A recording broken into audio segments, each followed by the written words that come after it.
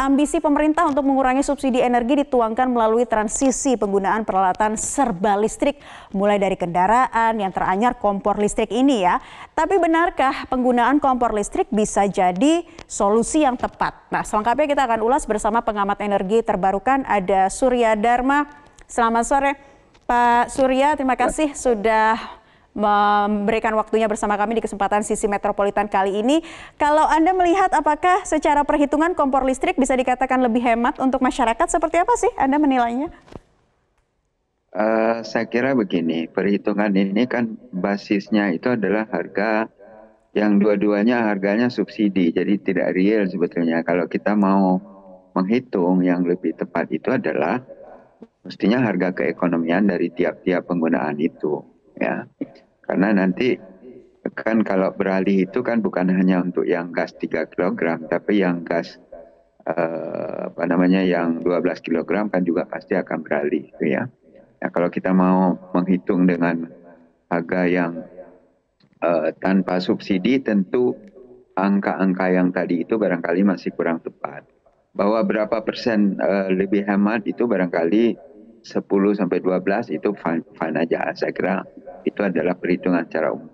Cuma angka penghematan yang dimunculkan tadi itu masih menimbulkan tanda tanya, saya kira ya. Nah, kemudian yang kedua, ini kan program ini kelihatannya seperti tiba-tiba gitu ya. Tiba-tiba dalam arti ketika harga gas melambung tinggi, naik, kemudian kita tiba-tiba beralih. Kemudian yang kedua, karena listrik juga kita memiliki kapasitas yang berlebih selama masa COVID ini, kemudian kita daripada tidak, kemudian kita manfaatkan untuk digunakan sebagai alat masak dan sebagainya.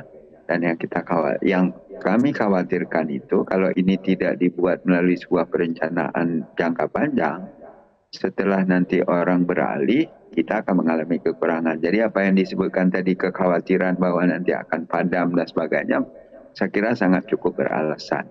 Nah, oleh karena itu, ini perlu betul-betul dihitung, ya, diperkirakan dan dibuat dalam sebuah perencanaan yang matang. Mungkin perlu juga dimonitor dan diawasi. Barangkali itu yang secara umum yang ingin kami sampaikan dulu pada kesempatan pertama. Ya, jadi benar-benar perlu dihitung, perlu direncanakan dengan matang dan secara jangka panjang. Nanti kita akan bahas lagi selengkapnya Pak Surya Dharma dari pengamat energi terbarukan. Dalam sebuah pernyataan Anda menyampaikan ini konversi kompor listrik tanpa menyiapkan energi terbarukan sama saja masuk perangkap baru. Nah, ini seperti apa penjelasannya Pak Surya? Ya, saya khawatirkan begini. Kita dulu pernah punya pengalaman ya waktu konversi dari minyak tanah ke LPG, karena minyak tanah harganya sangat mahal, kemudian subsidinya sangat besar, membengkak luar biasa, akhirnya muncul pikiran kita pindah ke gas, karena kita punya potensi gas dalam negeri yang juga lumayan besar, sehingga kita tentu dari sisi subsidi itu jauh lebih kecil. Nah, oleh karena itu sekarang kita berpikir untuk berpindah dari gas yang karena harganya juga mahal, kemudian pindah ke listrik, ya, yang kita lihat bahwa potensi listrik kita sekarang sejak tahun 2020 kan over capacity, ya, over supply. Nah, supply yang berlebih ini kan kalau tidak dimanfaatkan secara baik juga percuma. Oleh karena itu sangat bagus kalau itu kemudian harga gas yang sangat tinggi ini dikonversi menggunakan listrik yang lebih murah. Hanya persoalannya adalah harga listrik di kita pada saat ini itu kan dihitungnya bukan berdasarkan keekonomian, tapi lebih banyak dihitung berdasarkan kebijakan-kebijakan yang di dalamnya juga sudah mengandung subsidi. 63% listrik yang kita gunakan sekarang itu adalah berasal dari batu bara.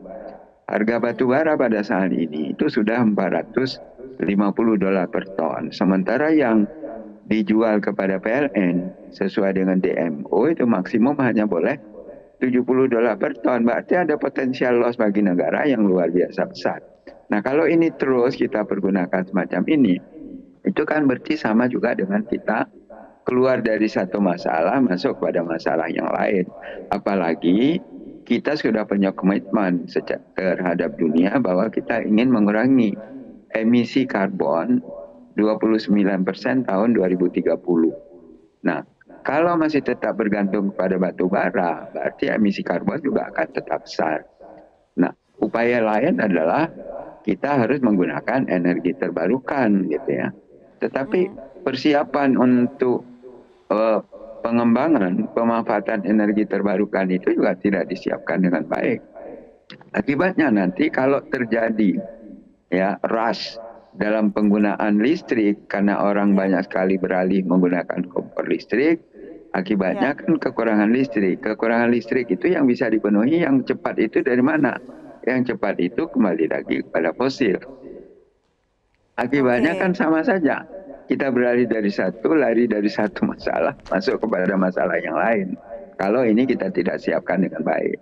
Kami mengusulkan sebetulnya, ini secara perlahan dilakukan, tapi di lain pihak kita juga menyiapkan ya pengembangan dan pembangunan pembangkit-pembangkit listrik tenaga energi terbarukan, sehingga pada saat itu sudah siap, kemudian kita beralih secara perlahan ke penggunaan listrik.